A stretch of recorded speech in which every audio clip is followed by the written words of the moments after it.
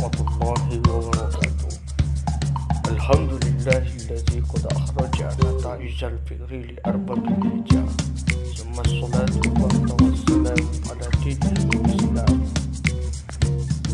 Jumpa lagi sahabat di channel kita ini di Guru Alif Alif. Kali ini Bismillahirrahmanirrahim. Assalamualaikum warahmatullahi wabarakatuh. Bismillah walhamdulillah wassalatu wassalamu ala rasulillah. Saudara semua, sahabat sekalian, jumpa lagi kita di channel ini di Guru Alif Alif. Kali ini kita ingin ikut nimbrung istilahnya terhadap hal yang viral saat ini mengenai peleburan pendidikan moral dan juga pendidikan agama. Meskipun ini hanya sekedar baru sebatas isu di pemerintahan kita, tapi ini cukup hangat di tengah-tengah kalangan dunia pendidikan. Tentunya terjadi biasa adalah hal yang pro dan kontra terhadap isu ataupun terhadap pendapat opini yang dilontarkan oleh masyarakat ini. Tentunya kita harus punya landasan tersendiri bahwa pendidikan keimanan ini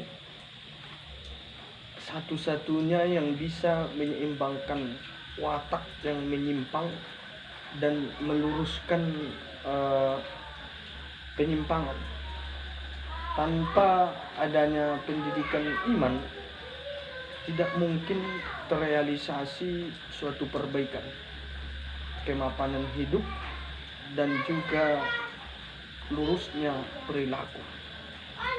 Hubungan yang kuat antara iman dan akhlak ini menjadi ikatan yang cukup kokoh antara akidah dan amal.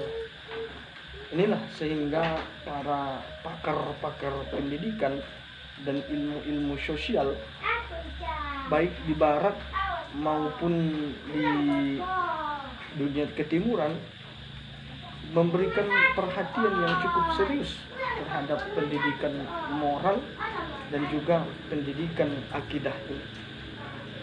Pemikiran mereka dan juga pandangan-pandangan mereka bahwa tanpa benteng agama maka kemapanan tidak mungkin bisa terjadi. Tanpa keimanan kepada Allah tidak mungkin terrealisasi perbaikan dan lurusnya perilaku. Dalam kesempatan video kita kali ini, saya ingin mengutip beberapa pendapat dari para ahli-ahli dari timur dan juga barat. Seorang filosofi dari Jerman bernama Fagott, dia berkata bahwa moral tanpa agama adalah sia-sia. Sedangkan tokoh besar India, Mahatma Gandhi, beliau pernah berkata, sesungguhnya agama dan pekerti yang baik, keduanya adalah satu kesatuan yang tidak pernah bisa dipisahkan. Ia adalah satu kesatuan yang tidak terbagi-bagi. Sesungguhnya agama bagaikan ruh bagi moral, sedangkan akhlak adalah cuaca bagi ruh. Dan dengan ungkapan yang lain, bahwa agama memberikan makan, menumbuhkan, dan membuat hidup akhlak, sebagaimana air yang menumbuhkan tanaman. Ada juga seorang hakim dari Inggris menghujat seorang menteri Inggris yang bertindak amoral. Tanpa agama tidak mungkin terlahir sebuah akhlak, dan tanpa akhlak tidak mungkin bisa terlahir sebuah aturan atau undang-undang. Agama adalah satu-satunya sumber terpercaya. Agama juga mengikat manusia sehingga mengetahui mana akhlak yang baik atau jelek. agama ini yang membatasi rasa egois seseorang, menahan kesewenangan, naluri dan kekuasaan kebiasaan. Kemudian agama menundukkannya untuk suatu sasaran, mendidik hati yang hidup, dan dengannya lah agama ini keluhuran akhlak bisa terangkat. Satu lagi, seorang filosofi bernama Kant mengatakan bahwa akhlak tidak akan terwujud tanpa adanya 3 keyakinan: adanya pencipta, kekalnya roh, dan perhitungan setelah kematian. Meskipun dia bukan beragama Islam, tapi dia yakin akan adanya kematian. Dalam konsep Islam tentunya banyak juga hadis-hadis yang bisa kita temukan mengenai betapa pentingnya moral dan akhlak ini. Di antaranya diriwayatkan dari Ayyub bin Musa, dari bapaknya, dari kakeknya, bahwa Rasulullah SAW menyebutkan, "Man hala walidu walada afdalu min adabin hasan." Tidak ada pemberian dari orang tua kepada anaknya yang lebih baik daripada adab yang baik. Hadis riwayat Tirmidzi. Yang kedua, diriwayatkan dari Ibnu Abbas radhiyallahu anhu bahwa Rasulullah SAW bersabda, "Akrimu auladakum wa ahsinu adabuhum."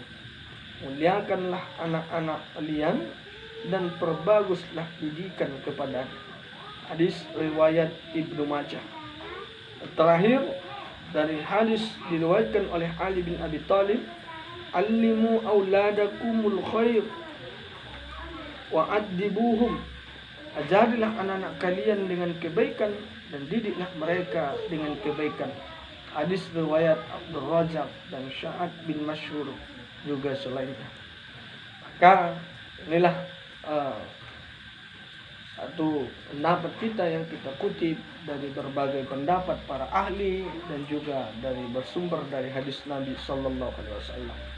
Maka tentunya dalam hal ini 2 pelajaran moral dan agama ini adalah 2 yang sangat dibutuhkan oleh setiap orang, sehingga kedua-duanya harus tetap ada dalam pendidikan anak kita sebagai aset bangsa, aset agama, generasi masa depan kita.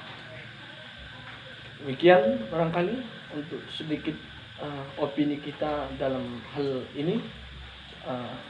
Hanya semua para pegiat pendidikan menyuarakan akan hal ini, menolak peleburan daripada 2 mata pelajaran pendidikan kewarganegaraan dengan pendidikan agama. Billahi taufiq wal hidayah. Assalamualaikum warahmatullahi wabarakatuh. Jangan lupa like dan subscribe channel.